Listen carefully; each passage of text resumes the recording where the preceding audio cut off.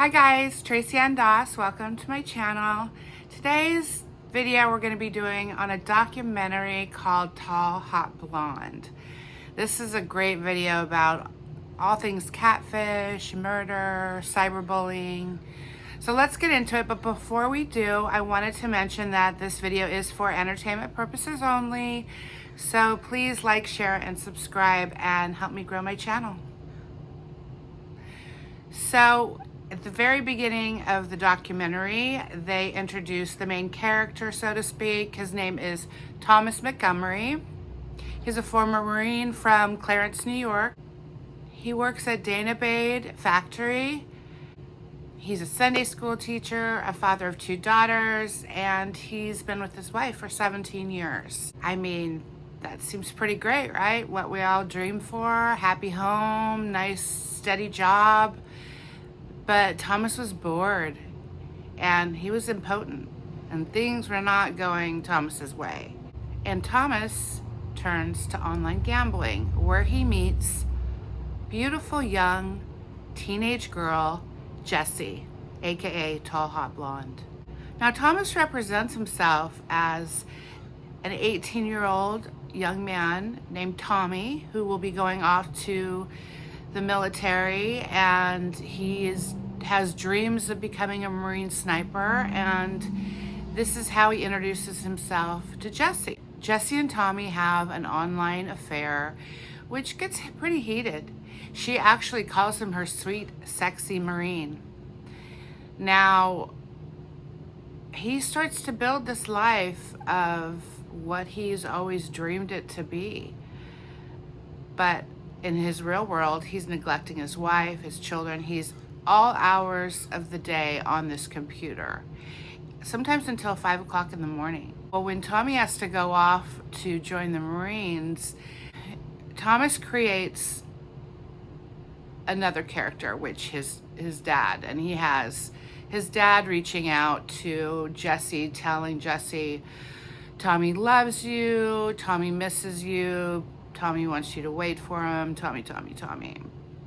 Biggest addiction in life is love, and he was addicted to Jessie. And he tried so hard to figure out how he could continue to make this work, but he knew once she found out that he was, 30 years old, middle-aged man that worked at a factory, that she would no longer be interested. And it got to be so upsetting and to Thomas that he didn't know how to break this news to Jessie, that he thought he had a heart attack. But when in actuality, it was an anxiety attack. And this was kind of an eye-opener for Thomas, and he knew he needed to do something. But Cindy beat him to it, because in the mail comes a package addressed to Tommy from Jessie, and Cindy opens it, and it is love letters and red panties. And this is when Cindy becomes enraged, and she confronts Tommy, and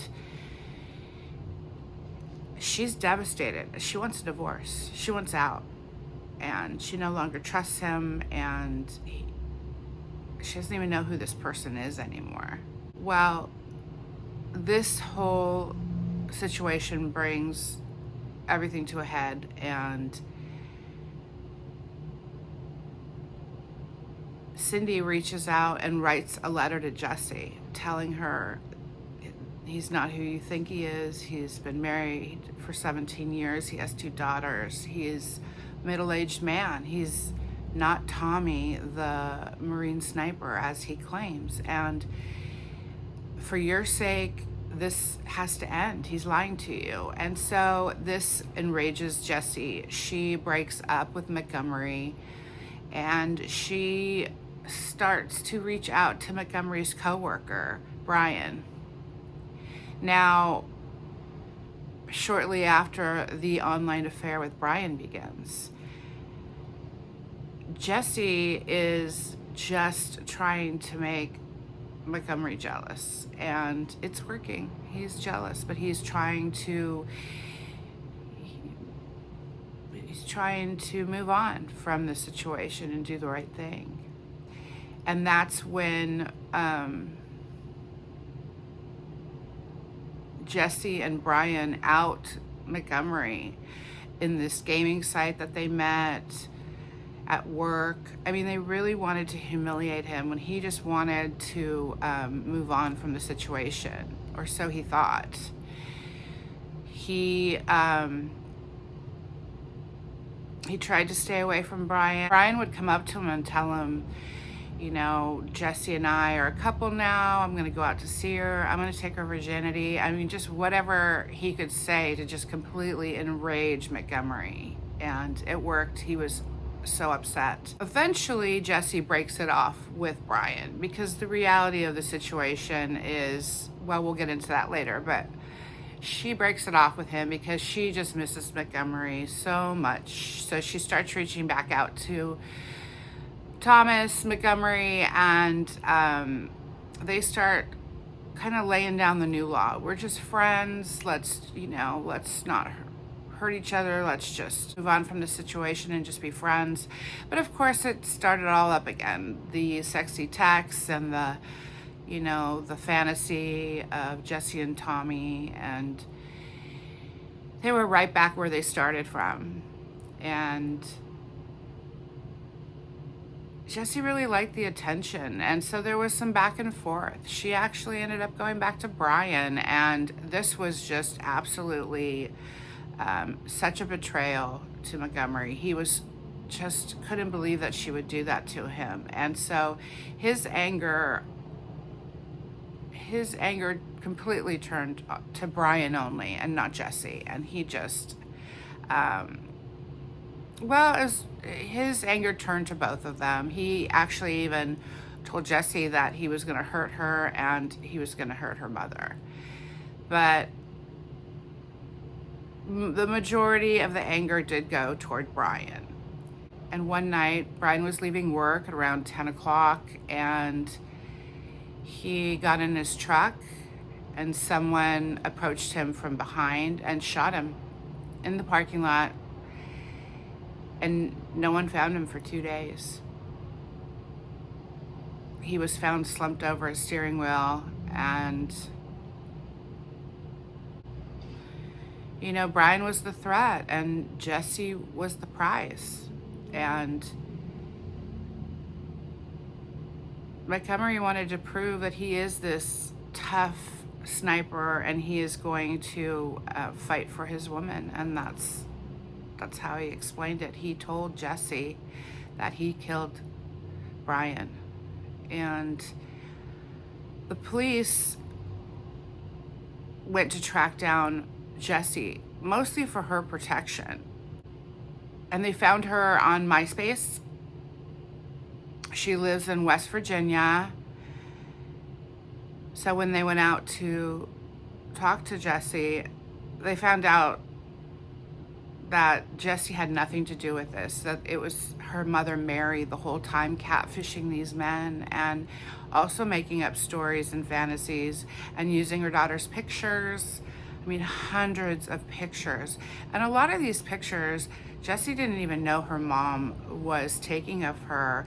And they were relatively provocative. They were, of her legs or up her skirt, or, just unbelievable that she would be not only using her daughter's likeness, but putting her daughter in danger this way. So the police continue to investigate the scene, and they find a peach pit and a magazine clip for the gun, and they had DNA on him, and it pointed back to Thomas Montgomery. So Thomas Montgomery is arrested. He is not very forthcoming with the police. In fact, even with all this evidence, Montgomery thinks he's going to get out of this, and he asks both of his daughters and Cindy to corroborate his alibi, which of course they didn't. Cindy was not going to corroborate this guy's alibi, and neither were his daughters. His lawyer finally convinced Montgomery to plead guilty to this first-degree murder crime. I mean, he had no chance to beat it, and it was best to just accept his fate. And he did. And the evidence was so overwhelming, and he just accepted the 20-year sentence. And so Montgomery was sentenced to 20 years. Now, Jessie, this whole time, she was off to school. She didn't know what was going on, and she Googled her mother's name, and this whole story came out. She couldn't believe it. She was just dumbfounded. And so was Mary's husband, Tom Schiller. He was newly divorced, and rightfully so, and he was interviewed, and he claims Mary has absolutely no remorse. She takes no blame in this situation, and she doesn't think she did anything wrong. In fact, she believes that she was doing the right thing, keeping Montgomery from pursuing other young girls online. So she was doing a service to the community. So the son was also interviewed, and he said his mom is on that internet all the time. So she hasn't stopped. She's still catfishing people. She's probably still using her daughter's pictures, which should be a crime in and of itself. Most people involved, her husband, her daughter, Brian's parents, they feel like there should be some kind of charge for Mary's involvement. She shouldn't just be sitting pretty outside of jail. She should be doing some time for what she did, because she caused all this. What do you think? Do you think that Mary should do time?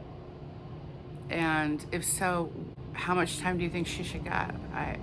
I believe she should do time.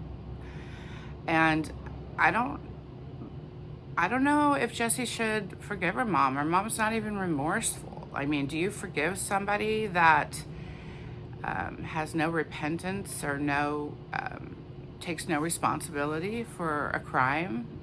Can you even forgive them for that? I don't know. That's an interesting one to me. You know, love needs to develop organically. You can't just force love, and it's not going to be built out of lies and fantasy and fake characters and fake jobs and fake pictures and all that. It's not even love if there's no physical attraction anyway. I mean, that's considered a friendship, right? So I say stay off the internet, but I do have friends that have met and fallen in love and now have babies, and they were successful with those internet apps. So just, just be cautious. Do what you want to do, but be cautious. Okay, love you guys. I'll see you guys soon. Bye.